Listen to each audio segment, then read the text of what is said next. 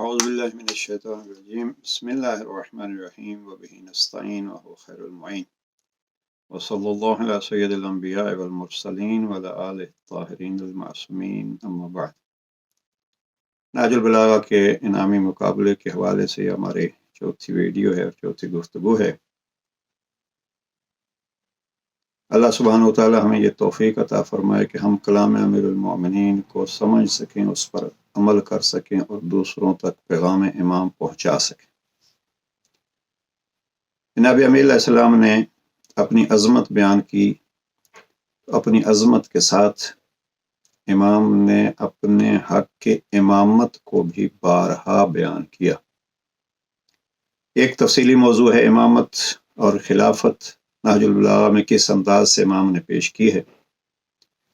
خطبہ نمبر 2 ہی کو اگر آپ دیکھیے اور خطبہ نمبر 3 دیکھیے تو ان دونوں خطبوں میں امام نے اپنے اس حق کا اعلان کیا ہے۔ امام خطبہ 2 میں فرماتے ہیں حق کے ولایت کی خصوصیات اور نبی کی وراثت آل محمد ہی کے لیے ہے۔ تاکید کر کے امام فرماتے ہیں کہ ان دونوں چیزوں کو اگر دیکھنا ہے، ولایت دیکھنی ہے، وراثت پیغمبر اکرم دیکھنی ہے، تو اس کا حق آل نبی کو ہے۔ اور خطبہ نمبر 3 میں جو معرکۃ الآراء خطبہ ہے نہج البلاغہ کا، خطبہ نمبر 3 خطبہ شکشکیہ، خطبہ شکشکیہ کے ضمن میں جناب امیر علیہ السلام فرماتے ہیں میرا خلافت میں وہی مقام ہے جو چکی کے اندر اس کی کیلی کا ہوتا ہے۔ اب یہ یعنی اگر میں علی اپنی جگہ پہ ہوں تو خلافت بھی اپنی جگہ پہ ہے، اگر میں نہیں ہوں تو خلافت بھی متزلزل ہے۔ بہرحال اس سے زیادہ اس موضوع کو ہم یہاں نہیں پیش کرنا چاہتے۔ اگر کوئی کہے کہ علی نے اپنی خلافت کا دعویٰ کیا ہے تو خطبہ کہاں کیا ہے، تو خطبہ 2 اور خطبہ 3 اس کے گواہی کے لیے کافی۔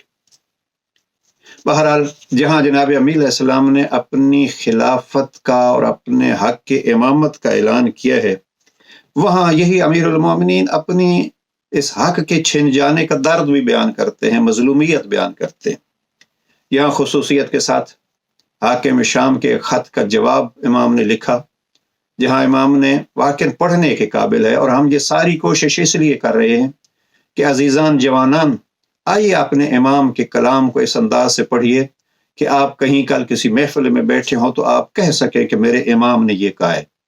یاد نہیں کر سکتے تو کم از کم اپنی ایک نوٹ بک بنائیں، آپ جو وقت لکھ رہے ہوں گے وہ وقت علی کے ذکر میں مصروف ہوگا، اور یہی ذکر جو ہے وہ اس کو پیغمبر اکرم نے عبادت قرار دیا ہے۔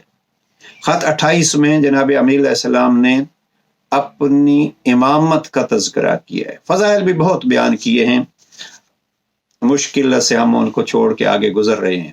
امام اپنے فضائل جمع کرتے ہوئے بیان کرتے ہوئے فرماتے ہیں کہ کتاب اللہ یجمع لنا ما شذ عنا، یہ تو میں علی نے اپنے کچھ فضائل بیان کر دیے ہیں، لیکن جو ہم سے بچ گیا ہے، یعنی میں جو بیان نہیں کر سکا، وہ اللہ کی کتاب نے ان کو جمع کر دیا ہے اور یکجا اس کو بیان کر دیا ہے۔ اب یہ خط 28 خط 28 اگر اس کی طرف چلے جائیں گے تو ایک سے بڑھ کے ایک مقام۔ بہرحال اسی پہ کہ امامت کا دعویٰ ہے تو خطبہ 2 اور خطبہ 3 کو دیکھ لیجئے، اور اس حق کے امامت کے چھن جانے کے امام نے مظلومیت بیان کی ہے اپنی، تو اس کے لیے خط 28 کو دیکھیے۔ امام فرماتے ہیں حاکم شام کے جواب میں، اور تم نے لکھا ہے کہ مجھے بیعت کے لیے یوں کھینچ کر لایا جاتا تھا جس طرح نکیل پڑے اونٹ کو کھینچا جاتا ہے۔ بعض لوگ سوال کرتے ہیں یہ کیسے ہو سکتا ہے کہ علی کے گلے میں رسی ڈالی جائے، امامہ ڈالا جائے، اور علی جیسا شجاع۔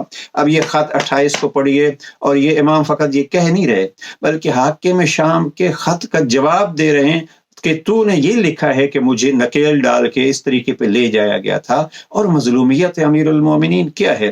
تو خط 28 مظلومیت امام، اور تم نے لکھا ہے کہ مجھے بیعت کے لیے یوں کھینچ کر لایا جاتا تھا۔ اب یہ ایک بیعت کا تذکرہ نہیں ہے، بیعت کے لیے یوں کھینچ کر لایا جاتا تھا، یعنی سب بیعتیں جو ہوئیں وہ اس انداز سے جس طرح نکیل پڑے اونٹ کو کھینچا جاتا ہے۔ تو خالق کی ہستی کی قسم، تم اترے تو برائی کرنے پر تھے کہ تعریف کرنے لگے۔ चाहा तो ये था कि मुझे रुसवा करो कि खुद ही रुसवा हो गए। ये जुमला इसके लिए इस पॉइंट को अर्ज कर रहा हूँ, भला मुसलमान आदमी के लिए इसमें कौन सी ऐब की बात है कि वो मजलूम हो। हाँ, अमीरुल मोमिनीन ने खुद अपने हक के छिन जाने पे और यहाँ अपनी मजलूमियत का भी ऐलान कर दिया है। बहरहाल ये जनाब अमीर अलैहिस्सलाम के अपनी अजमत के हवाले से अमीर अलैहिस्सलाम ने नहजुल बलागा के एक बहुत बड़े हिस्से में अहले बैत की अजमत के उन्वान से गुफ्तगू की है, जिसके सर फहरिस्त खुद जनाब अमीरुल मोमिनीन है।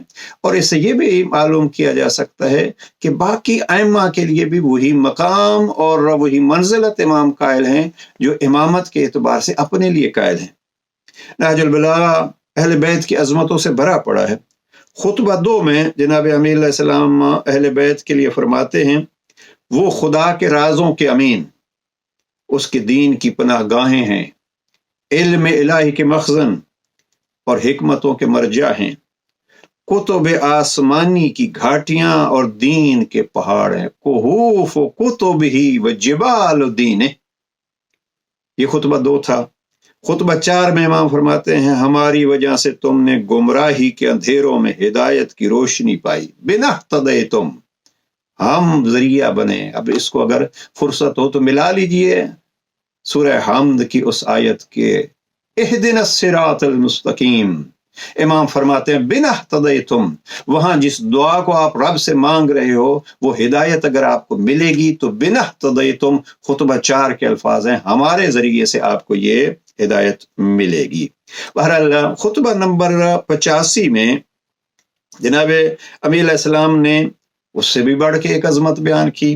फरमाते हैं कि फानजिलूहुम बिअहसन मनाजिल कुरान, जो कुरान की बेहतर से बेहतर मंजिल है वहीं अहले बैत को जगह दो।